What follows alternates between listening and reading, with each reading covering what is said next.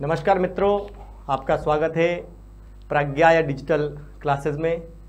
आप सब लोग रीट की तैयारी कर रहे हैं और रीट की तैयारी में अगर हम बात करें संस्कृत विषय की, तो जितना महत्व अन्य विषय रखते हैं उतना महत्व संस्कृत विषय भी रखता है। संस्कृत विषय के जैसा कि आप सबको पता है कि 30 प्रश्न आएंगे।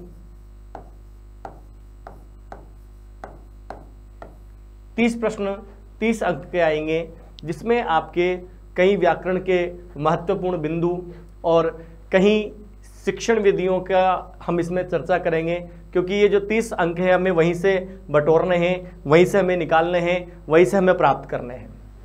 ये जो 30 प्रश्न हैं, ये 30 प्रश्न ही आपके भविष्य को बनाएंगे। और अगर इसमें थोड़ी सी भी हमने अगर कोई कमी रख दी, कोई त्रुटि हमसे रह गई, तो ये 30 प्रश्न हमें फिर अगले मौके का इंतजार करने के लिए मजबूर कर देंगे। तो हम ऐसा ना करें। और आज हम यहाँ आपसे जुड़े हैं डिजिटल प्लेटफॉर्म पे, और प्रज्ञा या डिजिटल क्लासेस के माध्यम से मैं अक्षय शास्त्री एक बार आपका फिर से हार्दिक अभिनंदन करता हूँ। आप सब लोग हमसे जुड़े हैं, आपका तहे दिल से धन्यवाद।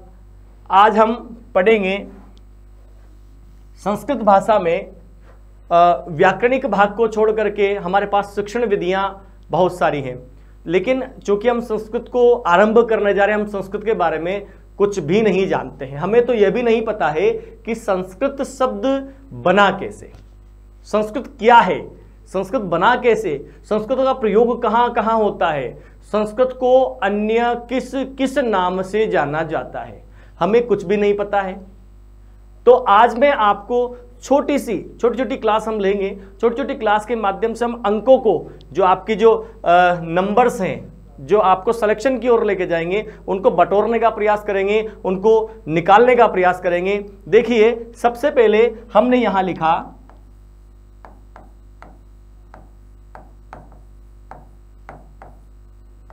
संस्कृत। संस्कृत हमने लिखा। देखिए, ये इसको संस्कृत भी कहा जाता है, संस्कृत भी कहा जाता है। यह संस्कृत क्यों कहा जाता है यह भी मैं आपको बताऊंगा।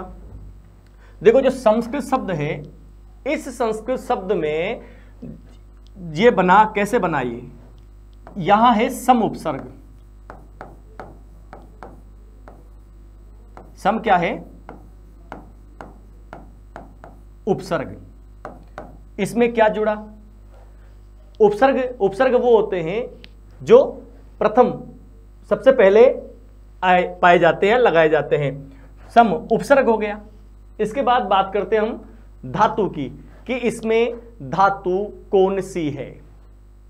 तो इसमें धातु है डू, क्र, ञ, यह धातु है। इसमें प्रत्यय कौन सा है? तो प्रत्यय है कत प्रत्यय। यह हो गई आपकी धातु। यह हो गया आपका प्रत्यय। देखो, यहां हो गया सम उपसर्ग, दू, ढंग्य, धातु और कत प्रत्यय। अब बात करते हैं। देखिए, संस्कृत का नियम नंबर 1 यहीं से शुरू हो जाता है। क्या कहता है कि जब किसी शब्द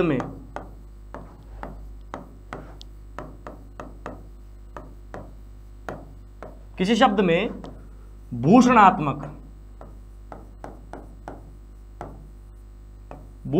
का मतलब होता है भूषण, आभूषण। भूषण शब्द बनता है, वो बनता है आभूषण से। और ये जो आभूषण है, इससे व्यक्ति क्या दिखती है? सुंदरता।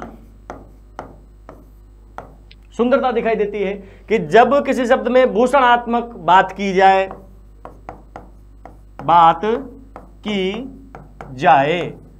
तो वहां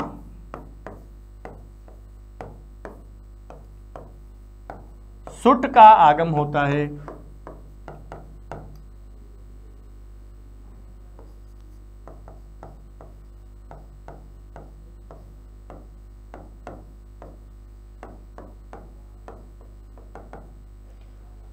अब ये सुट का आगम कहां कहां होता है? देखो, सुट का आगम केवल और केवल दो उपसर्गों के साथ में किया जाता है।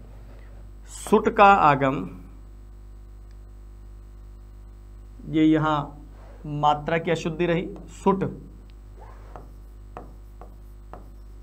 सुट का आगम केवल दो उपसर्ग के साथ किया जाता है। पहला उपसर्ग तो है आपका सम उपसर्ग और दूसरा उपसर्ग है आपका परि उपसर्ग।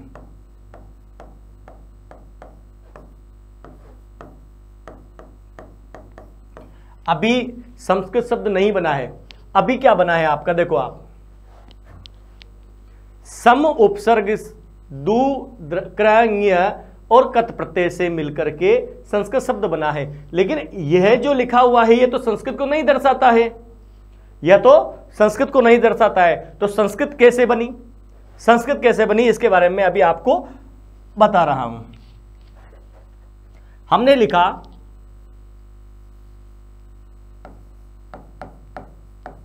सम उपसर्ग,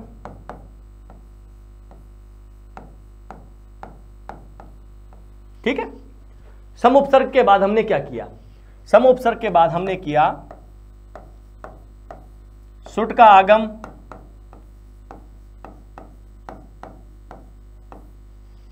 सुट का आगम हुआ। सुट का आगम करने के बाद हमने लिखी थी डू क्र ञ धातु। इसमें से एक सूत्र है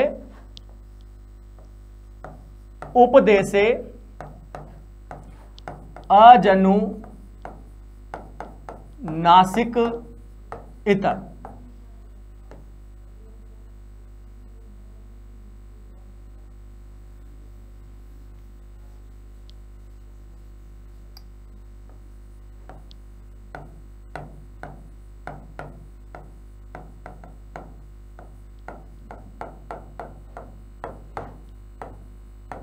इतर, इस सूत्र से क्या हुआ कि ऊ का, ऊ की क्या हुई?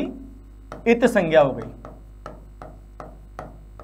और तस्य लोप, तस्य लोप, इससे उसका लोप हो गया और इसकी हलंत्यम, हलंत्यम इस सूत्र से इत संज्ञा हुई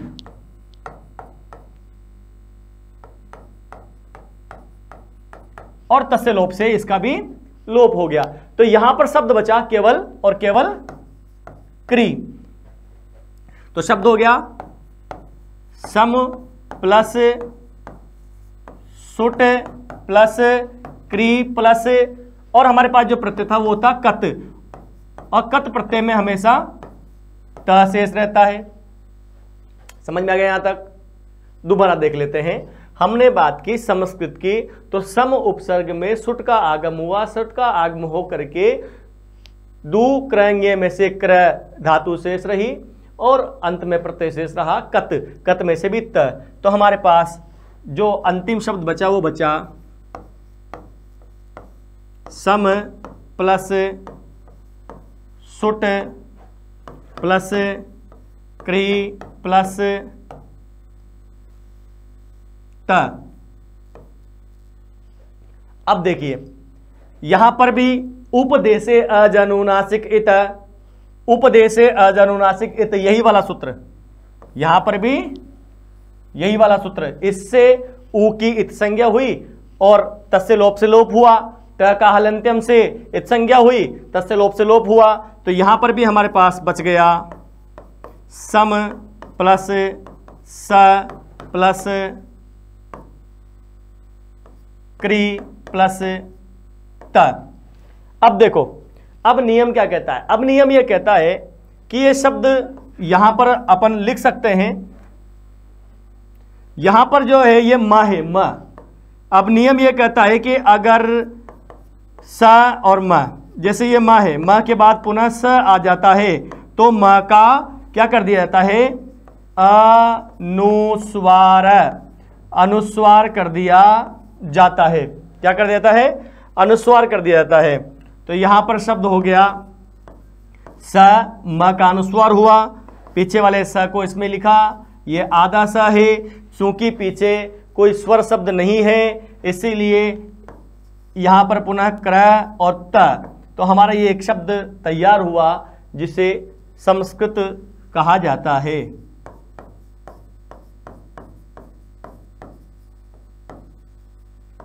ये हमारा यहां पर सिद्ध हो गया। एक बार पुनः हम इसको देख लेते हैं कि संस्कृत शब्द कैसे बना। अब देखो यहां पर क्या हुआ, म हुआ, इसलिए मैंने आपको बोला संस्कृत, शुद्ध व परिमार्जित परिष्कृत ही संस्कृत है। जैसे सम, सुट, दूक्रंग्य और फिर पीछे कत प्रत्यय।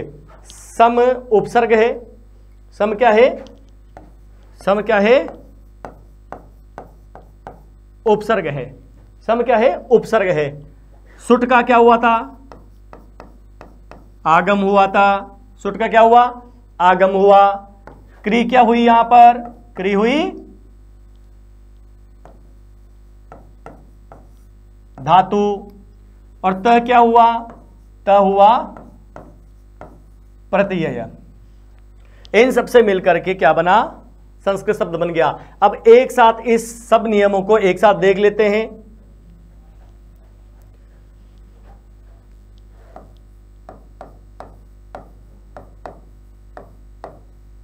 संस्कृत बराबर उपसर्ग कौन सा हुआ, समुपसर्ग, प्लस धातु कौन सी हुई, डू क्र ञ धातु, प्लस प्रत्यय कौन सा हुआ, कत प्रत्यय। बात यही खत्म नहीं हो जाती है, बात अब शुरू होती है। सम उपसर्ग है, प्लस इसमें आगम हुआ सुट का, प्लस धातु है दू क्रंग्य, प्लस प्रत्यय है कत। यहां तक समझ में आ गया सभी को? अगर यहां तक समझ में आ गया है तो आगे बात करते हैं। सम क्या है, उपसर्ग है, सुट का क्या बचा, स बचा, स बचा, और दू क्र में से धातु कौन सी बची, क्र बची, और कत में से प्रत्यय कौन सा बचा, त बचा। सम स क्रि त, यहां तक समझ में आ गया। क्योंकि म के बाद स है तो संधि का नियम काम करेगा, म का अनुस्वार हो जाएगा, तो स म को अनुस्वार कर देता हूं। यह अनुस्वार की बिंदु ऐसी इस प्रकार से लगाई जाती है।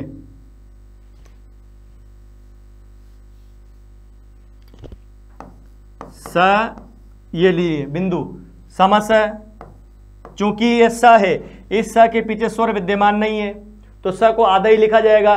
क्योंकि यदि स्वर होता है, यदि स्वर होता है तो उसको स्वर में मिला करके लिख दिया जाता है, लेकिन यहां स्वर नहीं है इसलिए इसको आधा लिख दिया गया और पीछे लिखा क्रय और यत, तो हमारा शब्द बन गया समस्कृत, समस्कृत।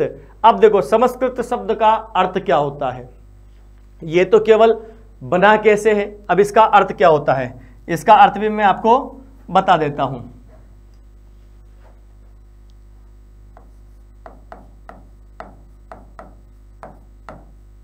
संस्कृत शब्द का अर्थ,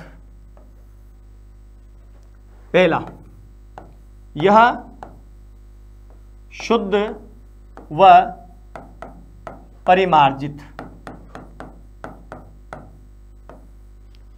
यह शुद्ध, संस्कृत शब्द का मतलब होता है शुद्ध व परिमार्जित। इसको परिष्कृत भी कहा जाता है, परिष्कृत भी कहा जाता है और परिशुद्ध भी कहा जाता है, परिशुद्ध भी इसको कहा जाता है। बात आती है संस्कृत की। संस्कृत क्या है, इसको बोलते हैं संस्कारित भाषा। क्या कहा जाता है, संस्कारित भाषा। तीसरा है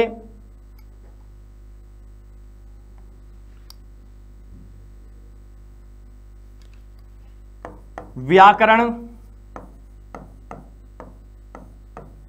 दोष रहित। अब हमने कहा संस्कारित भाषा किस प्रकार से है। अब देखो संस्कारित भाषा का अर्थ क्या हुआ, संस्कार भी दो प्रकार के हैं, एक तो है शब्द संस्कार, एक है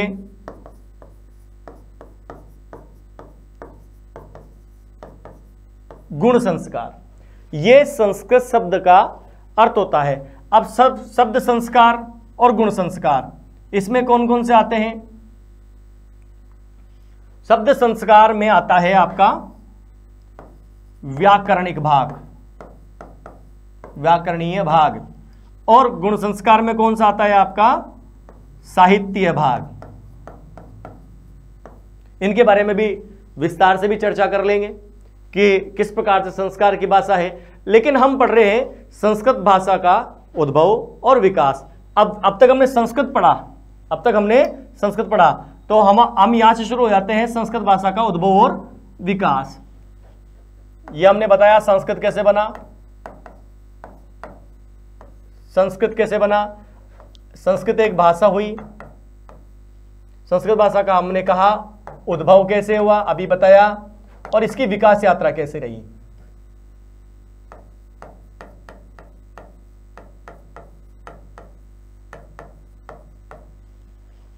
यानी संस्कृत भाषा जो है, संस्कृत भाषा का जो उद्भव और विकास जो है वो किस प्रकार चला। अब देखिए, चूंकि जो संस्कृत भाषा है यह सर्वश्रेष्ठ भाषा बताई गई है। सर्वश्रेष्ठ भाषा क्यों बताई गई है? सर्वश्रेष्ठ भाषा इसलिए बताई गई है क्योंकि हमारे अंदर जो विचार आते हैं, जो भाव आते हैं, उनको अभिव्यक्त करने के लिए, उनको बताने के लिए, उन विचारों का आदान प्रदान करने के लिए, उन विचारों का विमर्श करने के लिए सर्वश्रेष्ठ भाषा जो है वो है संस्कृत भाषा। तो सबसे पहली इसकी विकास यात्रा की अगर हम बात करें तो देखिए कि व्यक्ति जो है, व्यक्ति के मन में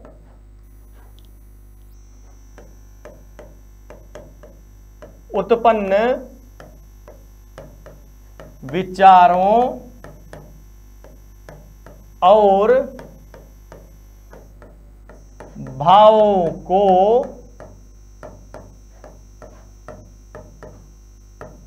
अभी व्यक्त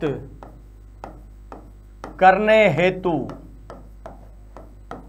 सर्वश्रेष्ठ भाषा किसको कहा गया है? संस्कृत भाषा को कहा गया है।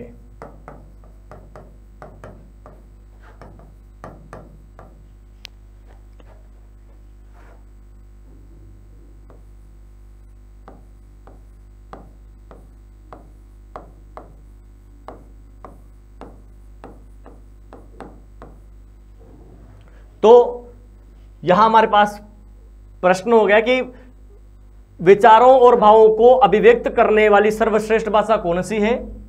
संस्कृत भाषा है। या संस्कृत भाषा को सर्वश्रेष्ठ भाषा क्यों कहा जाता है? क्योंकि वो विचारों और भावों को अभिव्यक्त करने में सक्षम है। इसी का दूसरा बिंदु अगर हम देखें तो संस्कृत भाषा जो है पठन व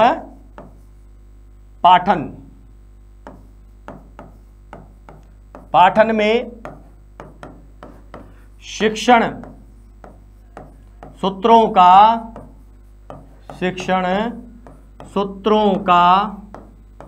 अनुसरण करती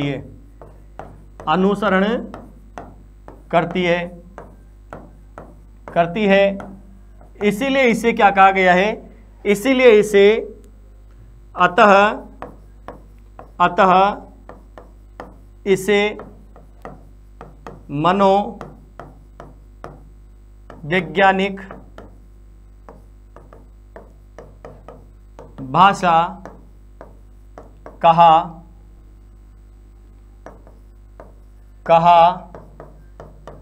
जाता है। पठन पाठन में शिक्षण सूत्रों का अनुसरण करती है, अतः इसे मनोवैज्ञानिक भाषा भी कहा जाता है। अब देखिए संस्कृत भाषा के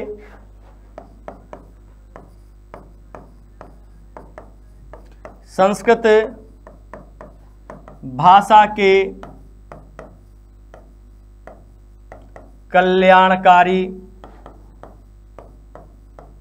भाग को साहित्य। अब देखो, अभी अपन ने वहां लिखा था कि इसके दो संस्कार हैं, शब्द संस्कार, गुण संस्कार। और शब्द संस्कार में कौन सा आएगा, गुण संस्कार में क्या आएगा, वो अभी मैंने आपको बताया। तो अब यहां पर मैं बता रहा हूं कि संस्कृत भाषा के कल्याणकारी भाग को, संस्कृत भाषा के कल्याणकारी भाग को क्या कहा जाता है, साहित्य कहा जाता है। और कल्याणकारी भाग को साहित्य कहा जाता है। और शुद्धिकारक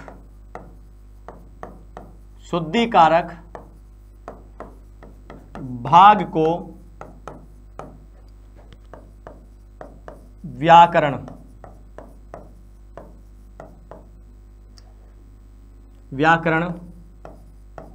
कहा जाता है। देखिए, आइए, व्यक्ति के मन में उत्पन्न विचारों और भावों को अभिव्यक्त करने में सक्षम होने के कारण संस्कृत भाषा को सर्वश्रेष्ठ भाषा कहा जाता है। पठन व पाठन में शिक्षण सूत्रों का अनुसरण करती है, इसीलिए इसे मनोवैज्ञानिक भाषा कहा जाता है। संस्कृत भाषा के कल्याणकारी भाग को साहित्य और शुद्धिकारक भाग को व्याकरण कहा जाता है। एक बार आप उतार लीजिए, मैं हट जाता हूं थोड़ा सा, और दिख रहा होगा आप सब लोगों को, जैसा कि मुझे भी दिखाई दे रहा है। यह मैं आप बोलता रहता हूं, आप उतारिए, जिसको समझ में नहीं आता वो मेरी भाषा को समझे, मेरी आवाज को सुन करके भी उतार सकते हैं। संस्कृत भाषा का उद्भव और विकास, जैसा कि आपने देखा कि सम प्लस सुट प्लस दू क्रंग्य प्लस कत प्रत्यय से संस्कृत शब्द का निर्माण हुआ। संस्कृत शब्द का अर्थ होता है शुद्ध व परिमार्जित। इसके बाद हमने संस्कृत भाषा के उद्भव और विकास की यात्रा को शुरू किया। तो व्यक्ति के मन में उत्पन्न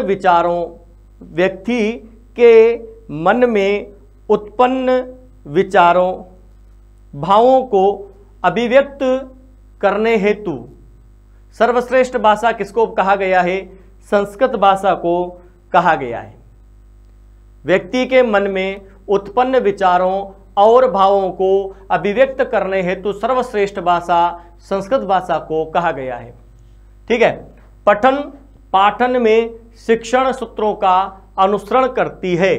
पठन पाठन में यानी पढ़ने में और पढ़ाने में संस्कृत सूत्रों का, शिक्षण सूत्रों का अनुसरण करती है, इसीलिए इसे मनोवैज्ञानिक भाषा कहा गया है। संस्कृत भाषा के कल्याणकारी भाग को साहित्य और शुद्धिकारक भाग को व्याकरण कहा गया है। क्यों कहा गया, आप देखो, क्योंकि जो है ना कल्याणकारी भाग साहित्य जो है हमें लोक व्यवहार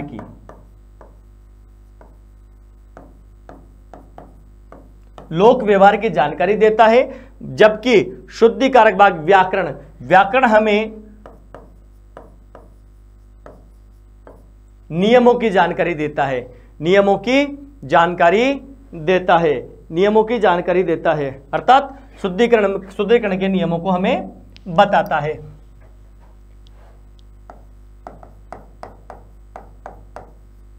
साहित्य किसकी जानकारी देता है, लोक व्यवहार की जानकारी देता है। लेकिन जो है व्याकरण हमें शुद्धिकारक भाग व नियमों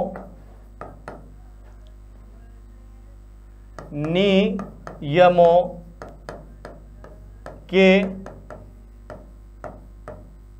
शुद्धिकरण की जानकारी देता है। उतार लीजिए, साहित्य लोक व्यवहार की जानकारी देता है, व्याकरण शुद्धिकारक भाग वह नियमों के शुद्धिकरण की जानकारी देता है। उतार लिया। अब देखिए आगे, चूंकि संस्कृत भाषा का व्याकरण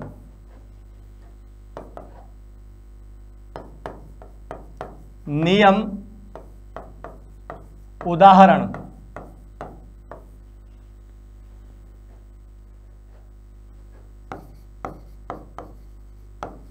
साधक साध्य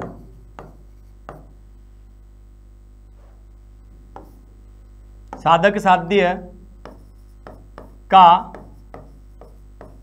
अनुसरण करता है।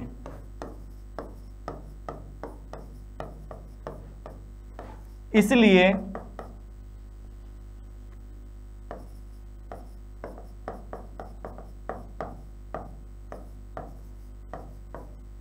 इसे वैज्ञानिक भाषा कहा जाता है।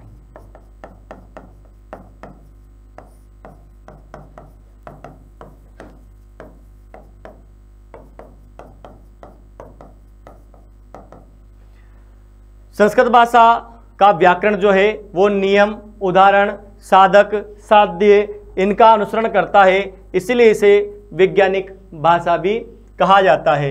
आप इसमें व्यवहार और सिद्धांत भी लिख सकते हैं। इसमें व्यवहार और सिद्धांत भी आते हैं। व्यवहार और सिद्धांत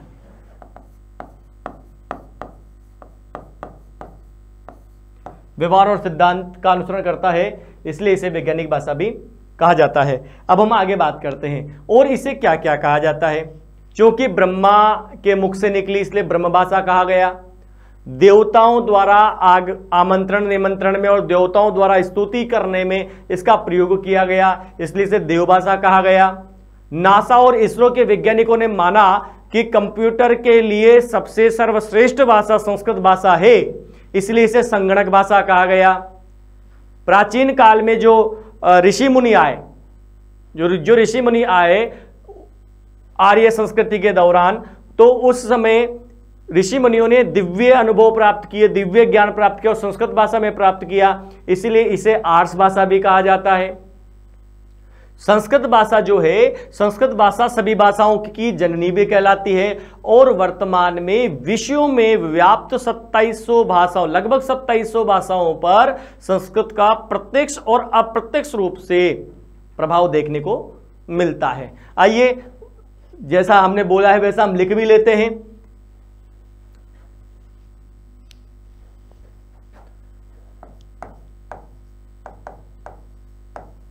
ब्रह्मा द्वारा उच्चारित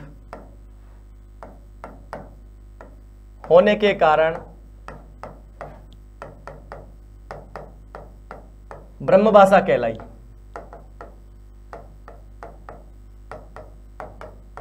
ठीक, यहां मैं एक एक लाइन में इसलिए लिख रहा हूं क्योंकि पूरी परिभाषा आप लोगों को लिखाना ठीक नहीं है, क्योंकि जितना मैं समझाना था, मुझे समझाना था, मैंने इस परिभाषाओं के माध्यम से समझा दिया।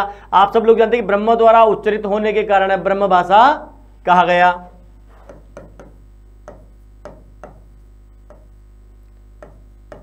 देवता गणों द्वारा आमंत्रण निमंत्रण व स्तुति गायन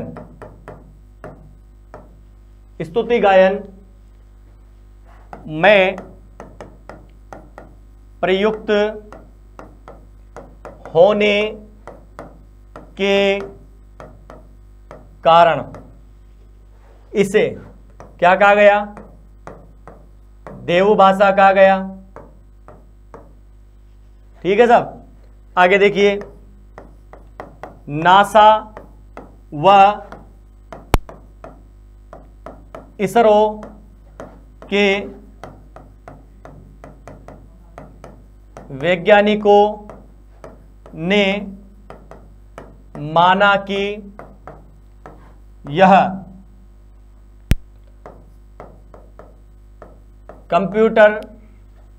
कंप्यूटर को कहते हैं संगणक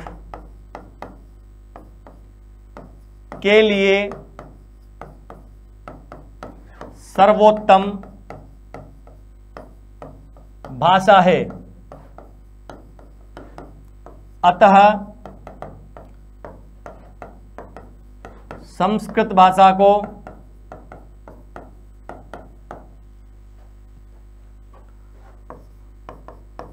संगणक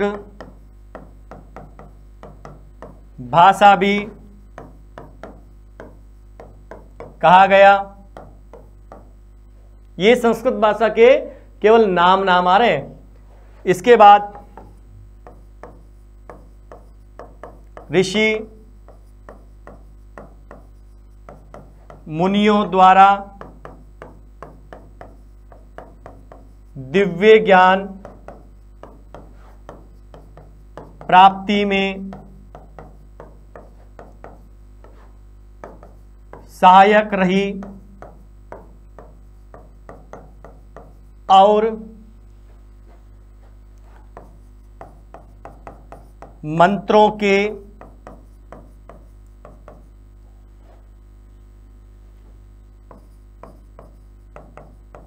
उच्चारण हेतु ऋषि मुनियों द्वारा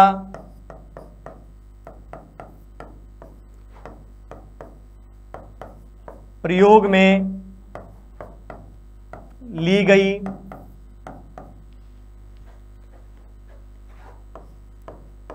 अतः इसे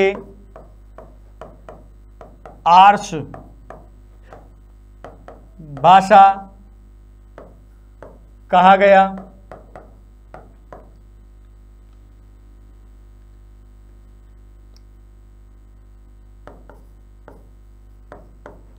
आर्ष भाषा कहा गया। यहां तक समझ में आ गया ना। ब्रह्मा द्वारा उच्चित होने का ब्रह्म भाषा कहा गया। देवता गणों द्वारा आमंत्रण निमंत्रण के लिए स्तुति गायन के लिए स्तुति गायन क्या होता है? जब भी हम किसी भगवान की किसी देवता की प्रार्थना करते हैं तो उसे स्तुति गायन कहा जाता है। हमेशा स्तुति जो गायन होता है वो संस्कृत भाषा में होता है। कैसे होता है? जैसे आदो राम तपोवनादिगमनम हत्वा मृगम कांचनम वेदेहि हरणम जटायुमरणम सुग्रीव संभाषणम। तो ये जो स्तुति गायन हुआ, ये रामायण का एक श्लोक है, रामायण का एक श्लोक है, उसको मैंने आधा बोला है भी। क्यों बोला है? ताकि आप लोगों को समझ में जाए कि स्तुति गायन किस प्रकार से की जा सकती है। भगवान गणपति की स्तुति, भगवान महादेव की स्तुति, भगवान श्री राम की स्तुति, किसी की भी हम स्तुति करते हैं तो संस्कृत भाषा में ही होती है। तो उसमें प्रयुक्त होने के कारण इसे देव भाषा कहा गया। नासा और इसरो के वैज्ञानिकों ने माना कि यह कंप्यूटर, अर्थात कंप्यूटर को संस्कृत में कहते हैं बेटा जी संगणक। क्या कहते हैं? संगणक। संगणक की सबसे सर्वोत्तम भाषा है, अतः संस्कृत भाषा को क्या कहा गया? संगणक भाषा भी कहा गया। ऋषि मुनियों द्वारा दिव्य ज्ञान प्राप्ति में सहायक रही। ऋषि मुनियों द्वारा दिव्य ज्ञान प्राप्ति में सहायक रही, इसीलिए मंत्रों के उच्चारण हेतु ऋषि मुनियों ने इसका प्रयोग किया, अतः इसे आर्ष भाषा भी कहा गया। अतः इसे क्या कहा गया? आर्ष भाषा भी कहा गया। अब हम बात करते हैं आगे। देखिए, संस्कृत भाषा, संस्कृत भाषा है यह दो प्रकार की होती है। सब जानते हैं आप, नहीं जानते तो लिख लीजिए। वैदिक संस्कृत और एक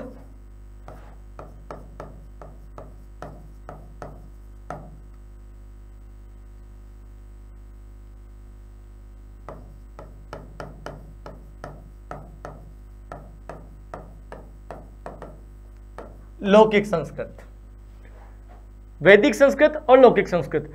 अब अगर अपन बात करें इसकी विकास यात्रा के बारे में, तो संस्कृत भाषा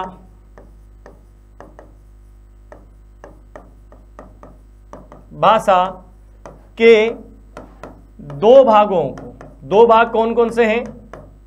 दो भागों को, एक तो वैदिक संस्कृत हो गया और एक लौकिक संस्कृत हो गया, दो भागों को 3 श्रेणियों में बांटा है। कितनी श्रेणियों में बांटा है? 3 श्रेणियों में बांटा गया है।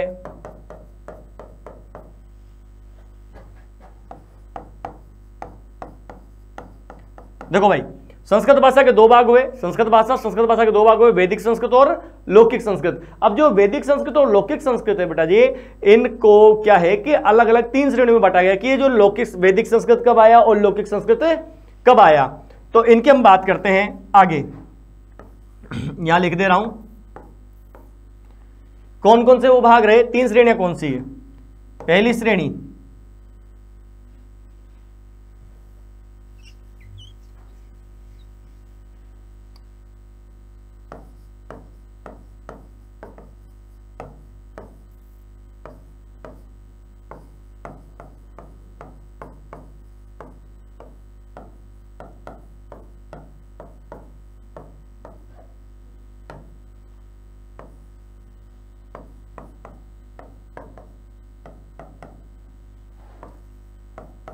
उत्थान काल, दूसरा पतन काल, और इसको कहेंगे नवोत्थान काल।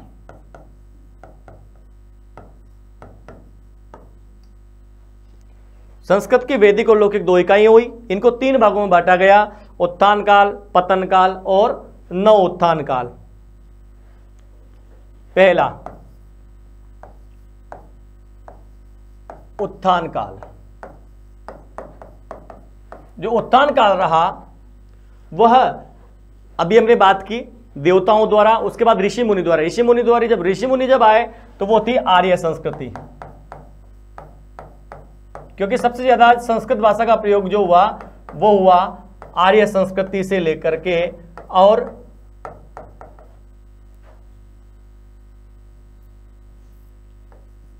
से राजपूत काल। इस आर्य संस्कृति को वैदिक काल भी कहते हैं। यानी उत्थान काल संस्कृत की बात करें तो वैदिक काल से राजपूत काल तक आई, फिर उत्थान के बाद संस्कृत भाषा मृत भाषा हो गई, पतन की ओर चली गई तो पतन काल। यह पतन कब हुआ संस्कृत भाषा का? संस्कृत भाषा का पतन हुआ मुगल काल से लेकर के ब्रिटिश जब तक आए। ब्रिटिश जब तक हमारे यहां रहे, जब तक गए नहीं, तब उन्होंने संस्कृत न तो पढ़ने दी न पढ़े, तो यह हुआ मुगल काल अथवा मुगल साम्राज्य।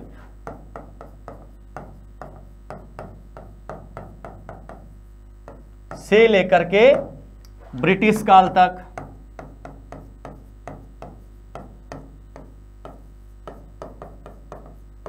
अब उसके बाद क्या हुआ? जब ब्रिटिश काल चला गया, ब्रिटिश चले गए यहां से, तो हमारा देश स्वतंत्र हो गया, तो पुनरुत्थान हुआ संस्कृत भाषा का, जिसको हमने कहा नवोत्थान।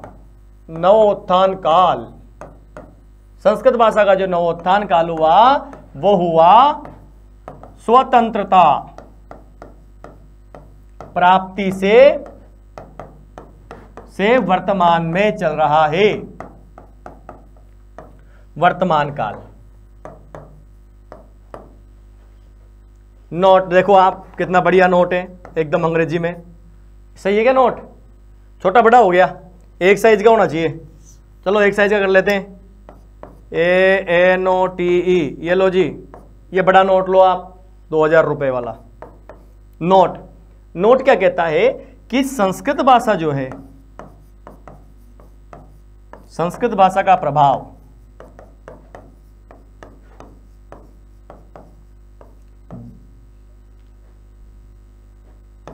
विश्व की लगभग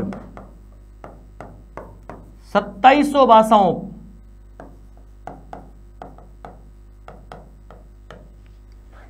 भाषाओं में प्रत्यक्ष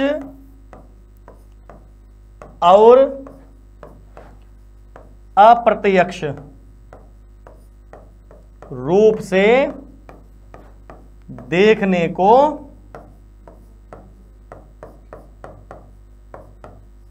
मिलता है। संस्कृत भाषा का प्रभाव विश्व की लगभग 2700 भाषाओं में प्रत्यक्ष और अप्रत्यक्ष रूप से देखने को मिलता है। अतः इसे सभी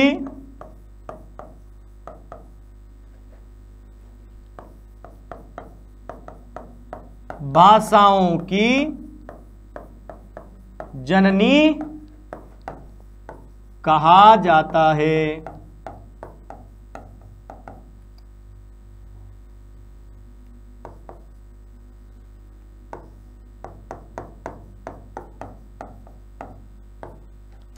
चलिए, यह था संस्कृत का उद्भव और विकास। अभी ये पूरा नहीं हुआ है, अभी इसमें मुनित्रय परंपरा आएगी। मुनित्रय के बारे में मैं आज आपको ओरली बता देना चाहता हूं, क्योंकि कल की क्लास में हम उसे लिखेंगे। आज मैं आपको इसलिए बता देना चाहता हूं क्योंकि कल आप जब क्लास लेंगे तो आपको वो चीज़ याद होनी चाहिए, उस चीज़ पे आपकी पकड़ होनी चाहिए। ज़्यादा नहीं, थोड़ा बहुत भी अगर हम याद कर लेते हैं बोलने से या सुनने से मात्र से भी, तो भी हम ये कह सकते हैं कि हाँ सर हमने कल इसे देखा था, कल हमने इसे पढ़ा था। देखिए, हमने सबसे पहले बात की संस्कृत की। संस्कृत की रिवीजन तौर पे हम इस वापस क्लास को रिपीट कर रहे हैं। एक बार 5 मिनट का समय और मैं आपका लूंगा। संस्कृत सम उपसर्ग दू क्रय धातु प्लस कत प्रत्यय से संस्कृत शब्द बना। ठीक है, इसमें सुट का आगम हुआ, शब्द में स शेष रहा और क्री धातु शेष रही। सम उपसर्ग स आगम क्री धातु और कत प्रत्यय में त शेष रहने पर संस्कृत शब्द का उद्भव होता है। व्युत्पत्ति इसको हम कहते हैं, व्युत्पत्ति होती है। संस्कृत जो शब्द है उसका अर्थ होता है संस्कारवान, संस्कारों से युक्त, शुद्ध, परिष्कृत, परिमार्जित, व्याकरण दोष से रहित भाषा। जो संस्कारवान है अर्थात संस्कारों से युक्त जो है, संस्कार भी 2 प्रकार के हो गए। पहला शब्द संस्कार हो गया, दूसरा गुण संस्कार हो गया। शब्द संस्कार के अंतर्गत व्याकरण आई, गुण संस्कार के अंतर्गत साहित्य आया। अब कल हम पढ़ेंगे शब्द संस्कार और गुण संस्कार के बारे में कि शब्द संस्कार में क्या आते हैं। मैं आपको आज उस क्लास के बारे में भी बता देता हूं। शब्द संस्कार के अंतर्गत क्या आते हैं? शब्द संस्कार के अंतर्गत आते हैं मुनित्रय, पाणिनि, कात्यायन, पतंजलि। पाणिनि सूत्रकार हुए, कात्यायन वार्तिककार हुए और पतंजलि भाष्यकार हुए। सूत्र जो होते हैं उसका पूरक, उसका सहायक होता है वार्तिक, और जितने भी जटिल सूत्र है उनकी व्याख्या होती है भाष्य, और इनको कहा जाता है तदुक्ति। क्या कहा जाता है? तदुक्ति। चूंकि 3 मुनियों द्वारा लिखे गए, महर्षि पाणिनि, कात्यायन और पतंजलि द्वारा, तो इनको मुनित्रय कहा गया। प्रश्न आता है मुनित्रय क अस्ति, तो वहां पर भी हमें इसका जवाब लिखना पड़ेगा। उसके बाद हमने बात की कि मनोवैज्ञानिक भाषा कैसे हुई। मनोवैज्ञानिक भाषा संस्कृत ऐसे हुई क्योंकि पठन और पाठन में शिक्षण सूत्रों का इसने पालन किया, अनुसरण किया। फिर ये वैज्ञानिक भाषा हुई। वैज्ञानिक भाषा कैसे हुई? क्योंकि इसने नियम के साथ उदाहरण को देखा, नियम के साथ उदाहरण को देखा, साधक के साथ साध्य को देखा, तो इसलिए इसको वैज्ञानिक भाषा कहा गया। ब्रह्मा के मुख से उच्चरित हुई, इसलिए ब्रह्म भाषा कहा गया। और देवताओं द्वारा आमंत्रण निमंत्रण में, गायन में, स्तुतिकरण में इस भाषा का प्रयोग किया गया, इसलिए देव भाषा कहा गया। ऋषि मुनियों द्वारा दिव्य ज्ञान प्राप्त करने के लिए, दिव्य ज्ञान मंत्रों की अनुभूति करने के लिए इस भाषा का प्रयोग किया गया, इसलिए इसे आर्ष भाषा कहा गया। संस्कृत भाषा का प्रभाव लगभग विश्व की लगभग 2700 भाषाओं पर देखने को मिलता है, इसलिए सर्वेषां भाषाणां जननी का अस्ति संस्कृतमेव अस्ति। संस्कृत भाषा ही सभी भाषाओं की जननी है। संस्कृत भाषा के बारे में अगर अपन बात करें तो इसे एक प्रणवाक्षर भाषा भी कहा जाता है। प्रणवाक्षर भाषा, प्रणवाक्षर भाषा क्या होती है मैं आपको बता देता हूं। जब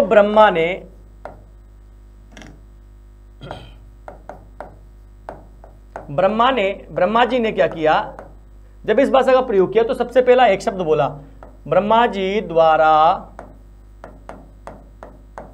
उच्चरित प्रणवाक्षर। ये प्रणवाक्षर क्या होता है? ये ब्रह्मा जी ने एक शब्द बोला, ओम। क्या बोला? ओम। ओम जो बोला, इसमें जो 3 शब्द हैं, पहला तो है अ, दूसरा है उ और तीसरा है म, क्योंकि यहां पे गुण होकर के ये ओ हो गया। अ उ म, ये तीनों कौन से अक्षर हैं? प्रणवाक्षर। प्रणवाक्षर, इसलिए इसे कौन सी भाषा कहा गया? प्रणव भाषा भी कहा जाने लगा। संस्कृत भाषा को, संस्कृत भाषा जो है इसको भारोपीय भाषा भी कहते हैं।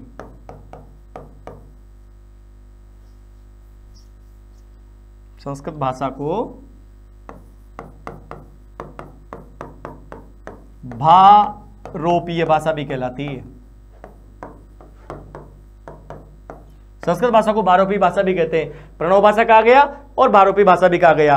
अब हम बात करते हैं संस्कृत भाषा के विकास यात्रा की। संस्कृत भाषा 2 प्रकार की होती है, वैदिक संस्कृत, एक लौकिक संस्कृत। वैदिक संस्कृत और लौकिक संस्कृत के भी 3 भाग होते हैं।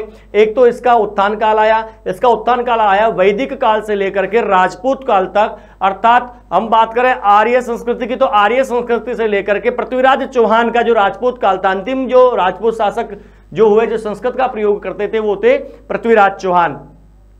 तो वैदिक काल से लेकर के राजपूत काल तक, उसके बाद इस संस्कृत भाषा का पतन होना आरंभ हुआ। तो पतन कब हुआ?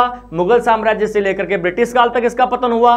उसके पश्चात इसका पुनरुत्थान हुआ, नवोत्थान हुआ, वो हुआ स्वतंत्रता प्राप्ति से लेकर के आज तक इसका पुनरुत्थान और नवोत्थान चलता जा रहा है। विश्व की 2700 भाषाओं पर इसका अधिकार है। प्रत्यक्ष और अप्रत्यक्ष रूप से बोला जाता है। नासा और इसरो ने भी संस्कृत भाषा को संगणक के लिए अर्थात कंप्यूटर के लिए सर्वोत्तम भाषा माना है, इसलिए इसे संगणक भाषा भी कहा जाता है। यह आज का जो टॉपिक था, आशा करता हूं आपको बेहतर समझ में आया होगा और अगले टॉपिक के लिए आप हमसे जुड़े रहिए। नीचे सब्सक्राइबर बटन है, उसको भी आप दबा सकते हैं और हमसे लगातार जुड़े रहने के लिए आप नियमित रूप से वीडियो को देखते रहिए ताकि आपको निश्चित रूप से सफलता प्राप्त हो। इन्हीं शुभकामनाओं के साथ मैं अक्षय शास्त्री आपसे विदा लेता हूं। जय हिंद, जय भारत, जय तो भारतम, जय तो संस्कृतम।